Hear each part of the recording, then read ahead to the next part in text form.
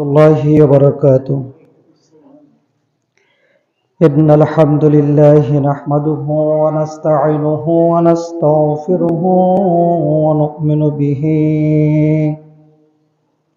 ونتوكل عليه ونعوذ بالله من شرور أنفسنا ومن سيئات أعمالنا. من يهده الله فلا مضل له ومن يضلله فلا هادي له.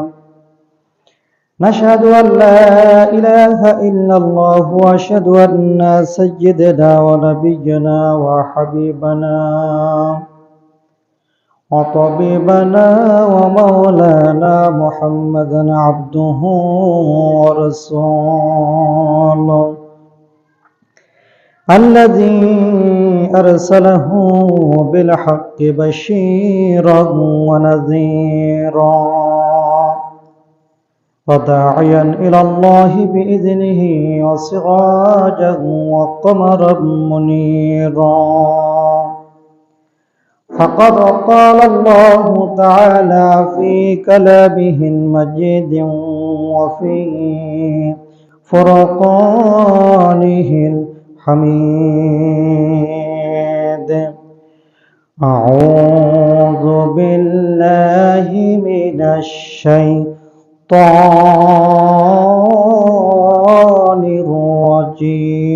الرجيم. بسم الله الرحمن الرحيم. إن الذين يأكلون أموالا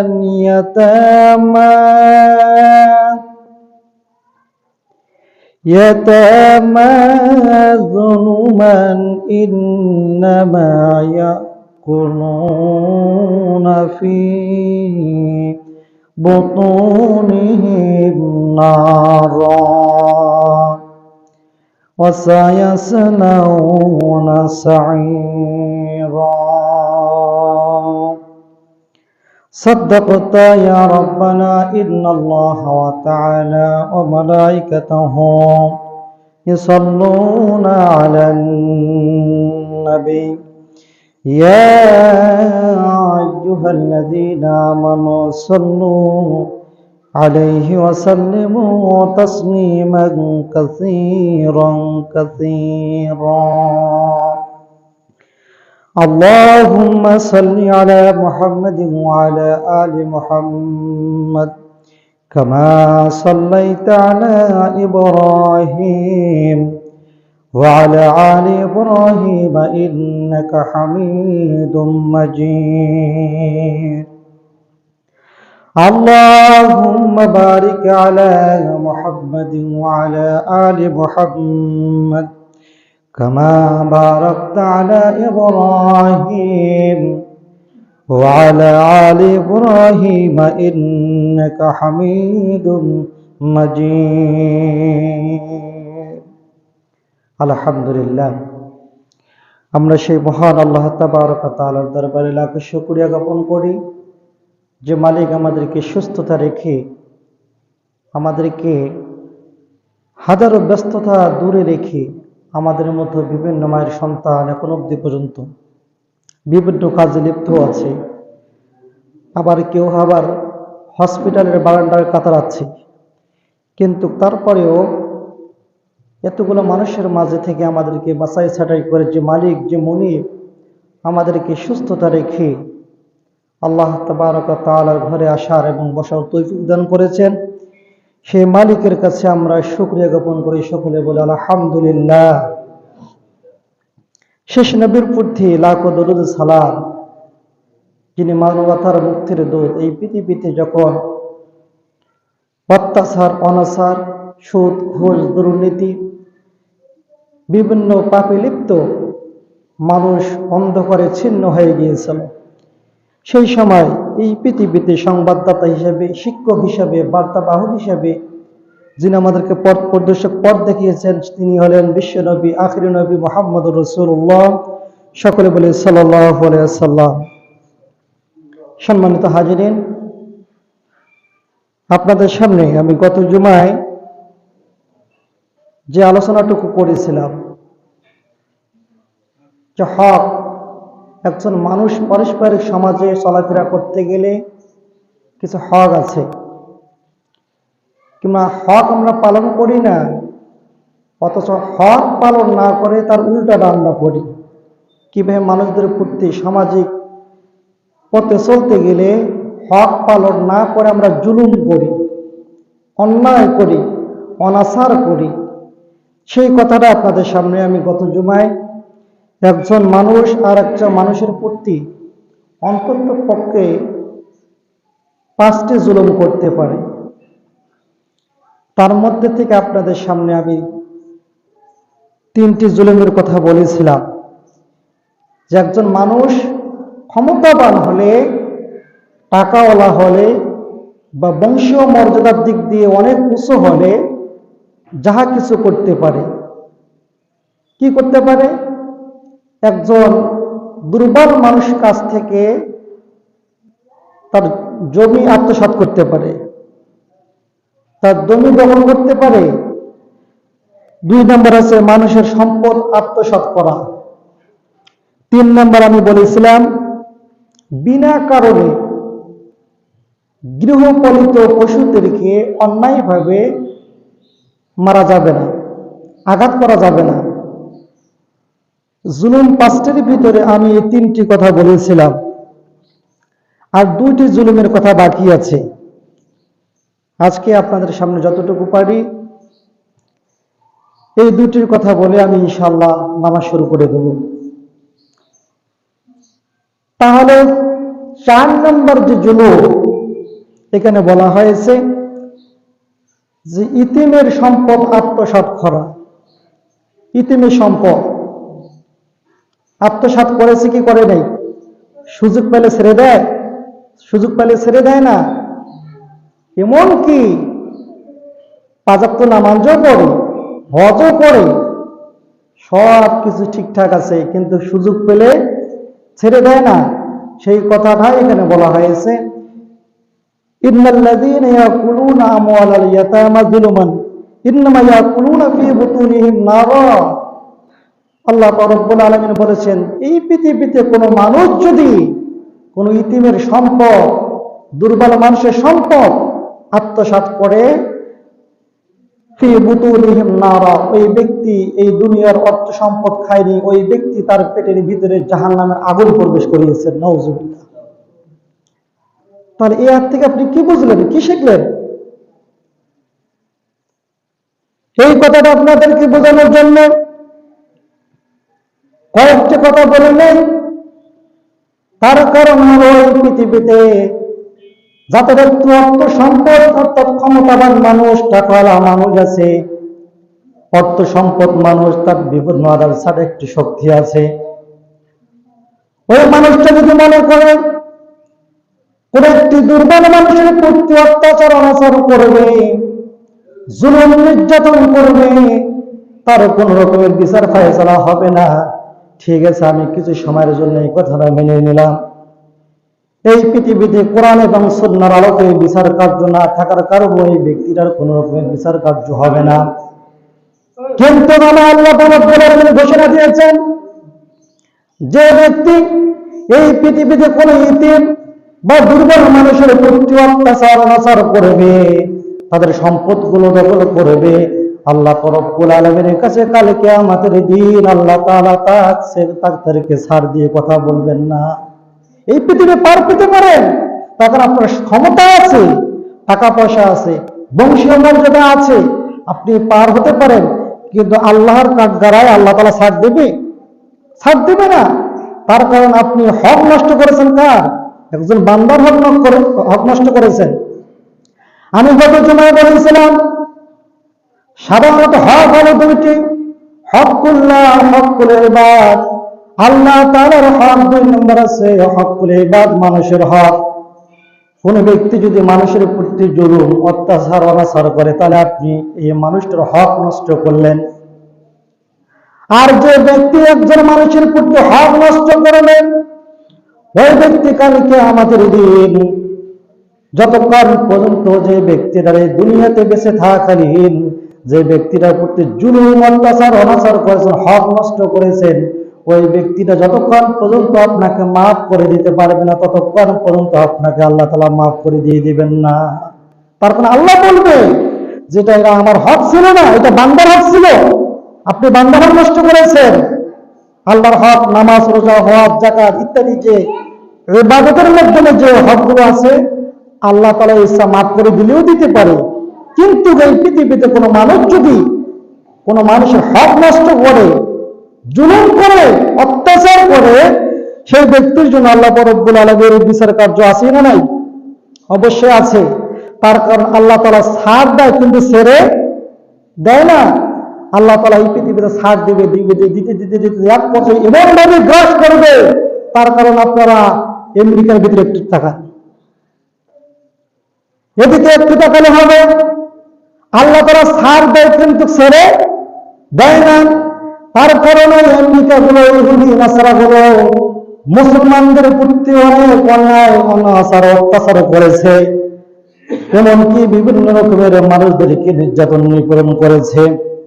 আপনারা দেখেছেন কিনা আমি জানি না, যে কিছুদিন আগে যে গাজার ভিতরে যে অত্যাচার গুলো হলো, এই গাজার ভিতরে যে অত্যাচার হলো, আমি একটা ভিডিও ক্লিপ দেখেছিলাম।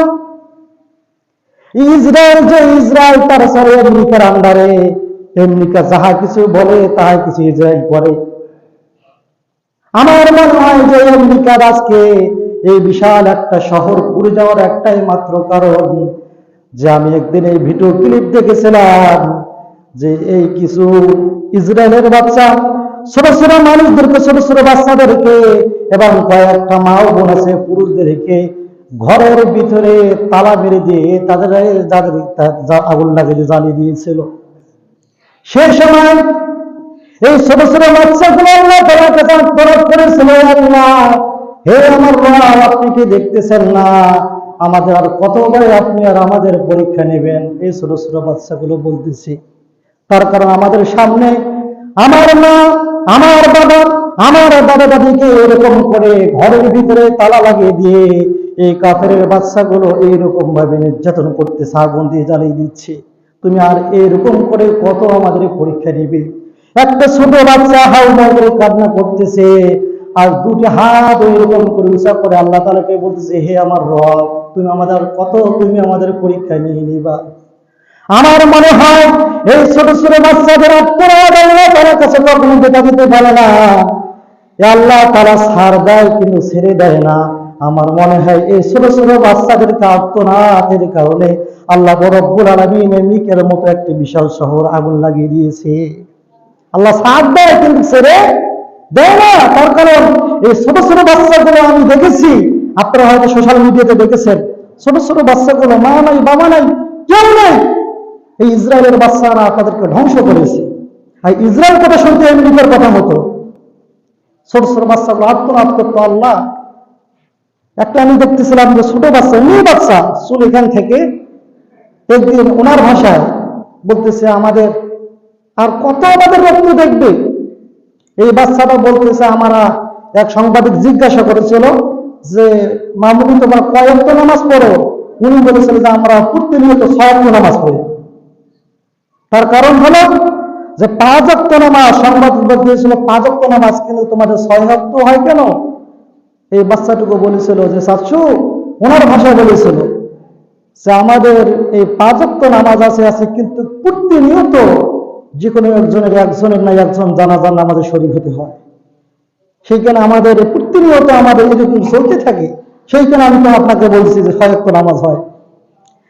তো সেইখানে আল্লাহ রাব্বুল আলামিন ছাড় দেয় কিন্তু ছেড়ে দেয় না। এর যে আমেরিকার ভিতরে একটা বিশাল একটা শহর পুড়ে যাচ্ছে, এত ওদের আধুনিক আধুনিক অস্ত্রপাতি লাগিয়েছে, পানি দিচ্ছে, এমনকি কালারিং রং মারতেছে, মেডিসিন মারতেছে, কিন্তু আগুন জ্বালা বন্ধ হয়েছে? বন্ধ করতে পারে না। আল্লাহ ছাড় দেয় কিন্তু ছেড়ে দেয় না। এই আমেরিকার ভিতরে কোন একটি দেশ যদি এইরকম করে আল্লাহ যদি এই দাবানল সৃষ্টি করে না দিয়ে কোন একটা দেশ যদি আমেরিকার ভিতরে এরকম করে আগুন লাগিয়ে দিত, তাহলে আমার মনে হয় আমেরিকা এতদিন এই দেশটাকে উড়িয়ে দিত। কিন্তু এখন বলতো আল্লাহ এমন দাবানল সৃষ্টি করে দিয়েছে, আল্লাহ ছাড় দেয় কখনো ছেড়ে দেয় না। সেইখানে এই পৃথিবীতে আমাদেরকে বুঝতে হবে, আপনি একজন কাজ চোখের পানি ঝরাচ্ছেন, আপনি কখনো মনে করেন না আপনার চোখের পানি, আপনার ছেলে সন্তানের চোখের পানি আল্লাহ তাআলা ব্যথা দিতে দিবে। আপনি একজন ছোট বাচ্চার চোখের পানি ফেলাচ্ছেন, আপনারও বাল বাচ্চা আছে, আপনার চোখের পানি বার হবে আপনার বাল বাচ্চা। সেইখানে আমি বলেছিলাম যে 4 নম্বর ইতিমের সম্পদ আত্মসাৎ করা, হক নষ্ট করা। আল্লাহ রাব্বুল আলামিন সূরাতুন নিসার 10 নম্বর আয়াতে আল্লাহ তাআলা বলেছেন, ইন্নাল্লাযীনা ইয়াকুলুনা আমওয়ালাল ইয়াতামা যুলমান ইন্নামা ইয়াকুলুনা ফী বুতুনিহিম নারা ওয়া সায়াসলাউনা সাঈরা।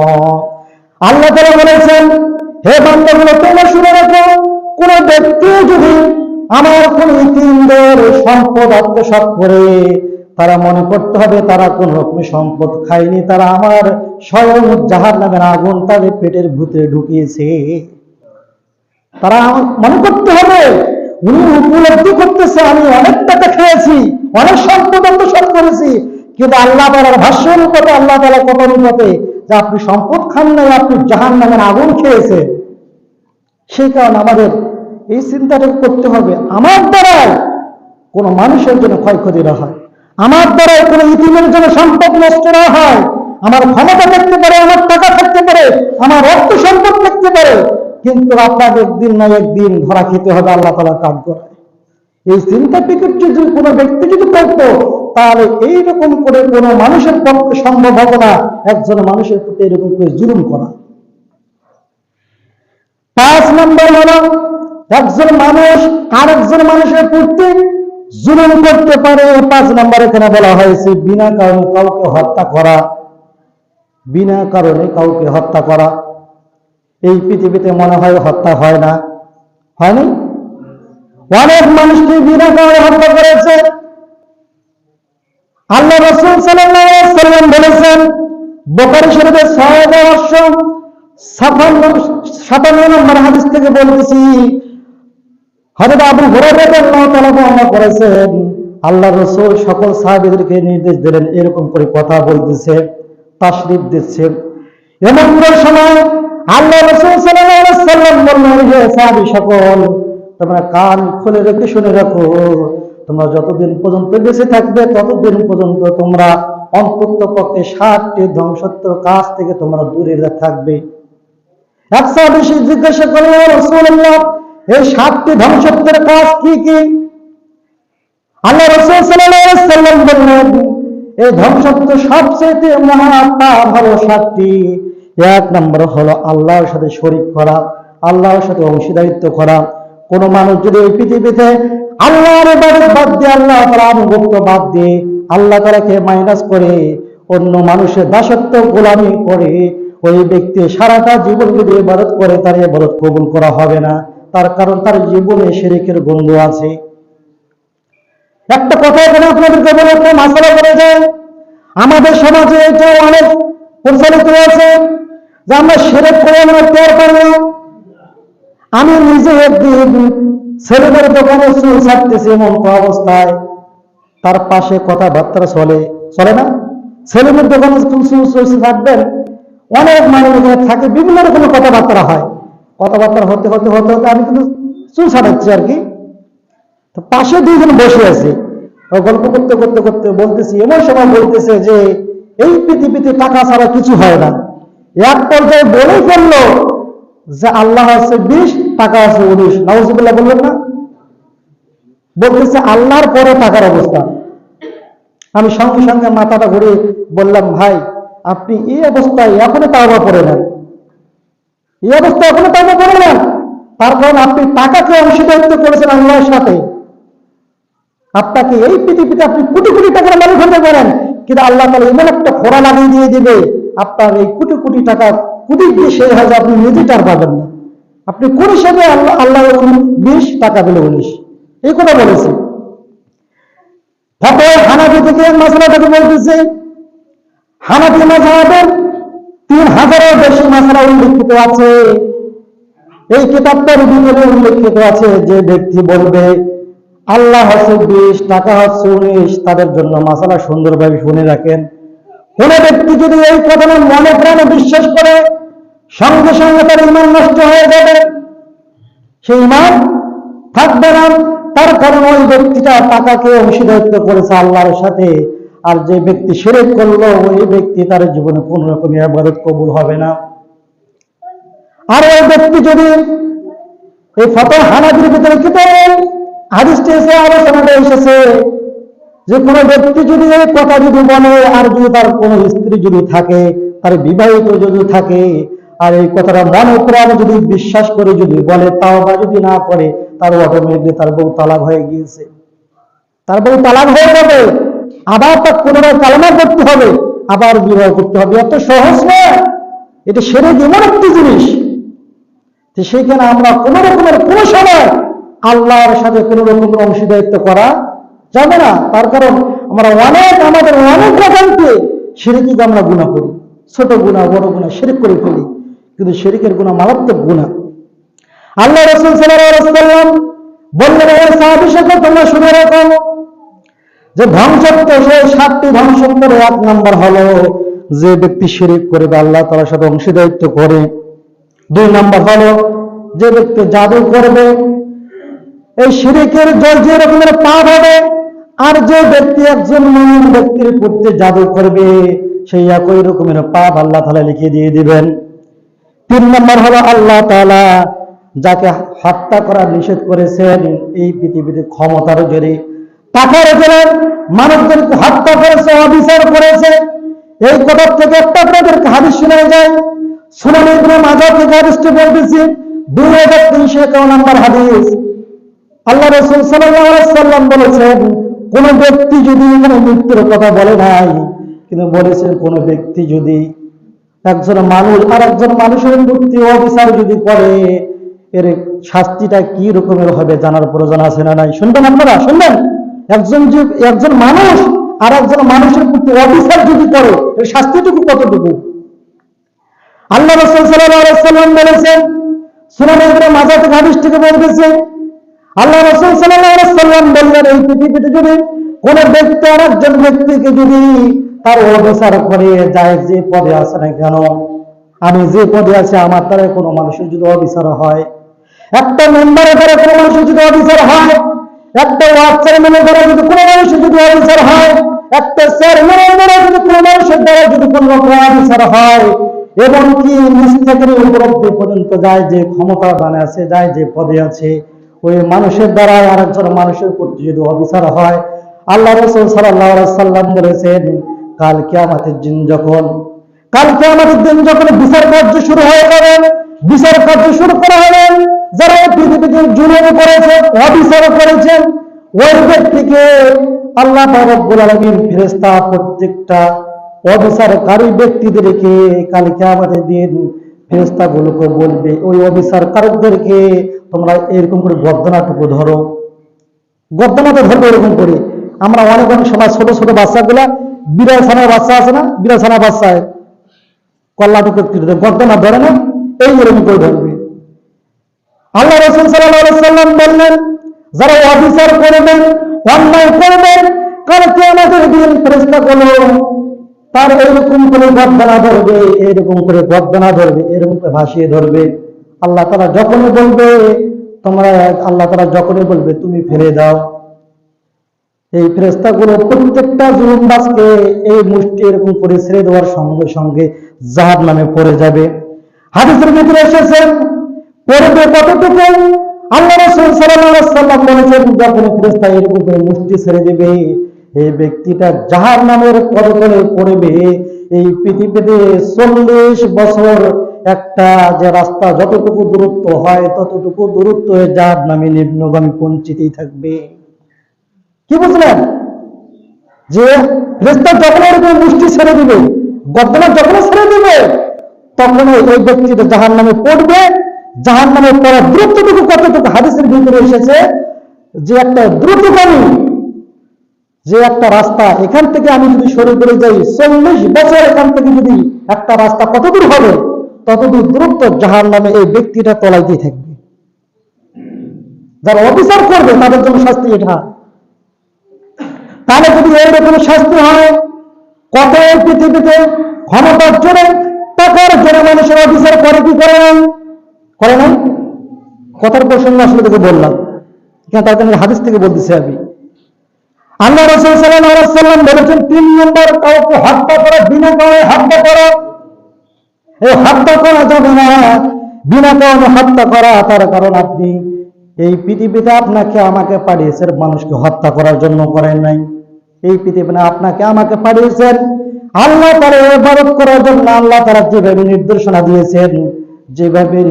দিয়েছেন, সেইভাবে আমাদেরকে ইবাদত করতে হবে। যেভাবে আদেশ করেছেন, যেভাবে নিষেধ করেছেন, এইভাবে চলতে হবে। এক কিঞ্চিত পরিমাণ যদি আপনি যদি এদিক ওদিক করেন, কালকে আমাদের দিন ধরা খাবেন আপনি আমি সবাই। সেইখানে হুঁশিয়ার আমরা হতে পারি হাদিস থেকে। তারপর আল্লাহ রাসূল সাল্লাল্লাহু আলাইহি ওয়াসাল্লাম বললেন, 4 নম্বর আছে ধ্বংসত্ব, 4 নম্বর হচ্ছে সুদ খাওয়া, সুদ থেকে বিরত থাকতে হবে। 5 নম্বর হলো ইতিমের সম্পদ আত্মসাৎ করা। আমি যে কিছুক্ষণ কথা আগে বলেছিলাম, একটা শিরিক করলে, একজন মানুষকে অন্যায়ভাবে মারলে বা জাদু করলে যে পরিমাণ গুনাহ হবে, একজন মানুষ ইতিমের সম্পদ আত্মসাৎ করে আল্লাহ রব্বুল আলামিন সেই সমপরিমাণ গুনাহ লিখে দিয়ে দিবে। 6 নম্বর হচ্ছে যুদ্ধের ময়দানে পলায়ন করা। 7 নম্বর হচ্ছে কোন মুমিন পুরুষ বা নারীর প্রতি মিথ্যা অপবাদ দেওয়া। মিথ্যা অপবাদ দেওয়া, এই 7টা আল্লাহ রাসূল বলেছে, এই 7টি ধ্বংসত্বের কাছ থেকে তোমরা দূরে থাকবে। এই 7 নম্বর হচ্ছে কোন মুমিনা নারী, কোন মুমিন পুরুষের প্রতি মিথ্যা অপবাদ দেওয়া। কিন্তু আমাদের সমাজে মিথ্যা অপবাদ দেয় না, মনে হয় দেয় নাই? অনেক রকমের মিথ্যা অপবাদ দিয়েছে, অনেক জানিয়েছে, কিন্তু আল্লাহ তাআলা ছাড় দেয়, কিন্তু ছেড়ে দেয় না। সেইখানে আমাদেরকে কোন মুমিন পুরুষ, কোন মুমিনা নারীর প্রতি মিথ্যা অপবাদ দেওয়া যাবে না। আমাদেরকে মিথ্যা অপবাদ থেকে দূরে আসতে হবে, বেরিয়ে আসতে হবে। তার কারণ আপনি যদি কোনো ব্যক্তির নামে মিথ্যা অপবাদ দিয়ে তার জীবন থেকে অন্যায়ভাবে তার জীবন থেকে 1টি 2টি 3টি 5টি বছর ঘন্টা এরকম করে যদি কাটিয়ে যায়, এই 1 ঘন্টা হোক, 2 ঘন্টা হোক, বা 1 দিন হোক, 2 দিন হোক, 5 দিন হোক, 1 বছর হোক, 2 বছর হোক, আপনার মিথ্যা সাক্ষী দেওয়ার কারণে যে মানুষটার জীবন থেকে হারিয়েছে, এই হিসাব দিয়ে কালকে আমাদের দিন আপনি যত বড় হাজি হন, যত বড় তাহাজ্জুদ গুজারি হন, যত বড় আপনি নামাজ হন না কেন, আপনি যে মিথ্যা অপবাদের কারণে যে একটা মানুষের যে আপনার জীবন থেকে মাইনাস হয়ে গেল যে সময়টুকু, এই সময়টুকু হিসাব দিতে হবে পুঙ্খানুপুঙ্খভাবে। এই জিনিসটা খেয়াল করতে হবে। ভাই, ইসলাম খুব সহজ, মানতে গেলে খুবই সহজ, কিন্তু আমাদেরকে চলতে হবে হুঁশিয়ার হবে, সতর্কতাভাবে আমাদেরকে চলতে হবে। সেই কারণে আমি বলেছিলাম যে আমার দ্বারা যেন অন্তত পক্ষে যেন পারস্পরিক সমাজের ভিতরে জুলুম, আমরা তো হক পালন করি না, অথচ উল্টা পাশে জুলুম করা যায় কিভাবে, সেইটা আমরা করি। তাহলে 1 নম্বর আমি জুলুম কি বলেছিলাম? মানুষের জমি দখল করা। 2 নম্বর আছে মানুষের সম্পদ আত্মসাৎ করা। 3 নম্বর আছে গৃহপালিত পশু পাখিকে অন্যায়ভাবে আঘাত করা। 4 নম্বর হলো কোন ইতিম বা গরিব মানুষের সম্পদ ভক্ষণ করা। 5 নম্বর হলো বিনা কারণে কাউকে হত্যা করা, বিনা কারণে মানুষের মিথ্যা কথা বলিয়ে মানুষদেরকে বিনা কারণে জেলে ঢোকা, নির্যাতন করা, নিপীড়ন করা। এইরকম আপনি অবিচার করবেন, কালকে আমাদের আরো হয়ে যাবে। কোনো ভাব নাই। আমাদেরকে সেই বিষয়গুলো খেয়াল রাখতে হবে। আমার দ্বারা যেন আমার ভাই, আমার দিনী ভাই, আমাদের সমাজে, আমাদের পারিবারিক যে যতগুলো মানুষ আছে, আমার তাদের জন্য হক যেন নষ্ট না হয়। আমরা হক তো পালন করি না, তাদের প্রতি জুলুম ভাবে কিভাবে করা যায়, আমরা সেই চেষ্টায় আছি। যাই হোক, সম্মানিত হাজিরিন, আমরা এই বিষয়গুলো খেয়াল রাখবো। আমাদের দ্বারা কোনো যেন অবিচার যেন না হয়, আমাদের দ্বারা যেন কোনো রকমের শিরিক যেন না হয়, আমাদের দ্বারা কোনো রকমের সম্পদ যেন আত্মসাৎ না হয়, আমাদের দ্বারা কোনো মুমিন ব্যক্তির মিথ্যা অপবাদ, মিথ্যা বিভিন্ন রকমের কথাবার্তা এগুলো যেন না হয়। আল্লাহ রব্বুল আলামিন সকলকে, আপনাকে, আমাকে, সকলকে এই গুনার কাজগুলো থেকে বিরত রাখুন। সকলে বলে আল্লাহুম্মা আমিন। ওয়া আখির দাওয়ানা আলহামদুলিল্লাহি রাব্বিল আলামিন। আসসালামু আলাইকুম ওয়া রাহমাতুল্লাহি ওয়া বারাকাতুহু।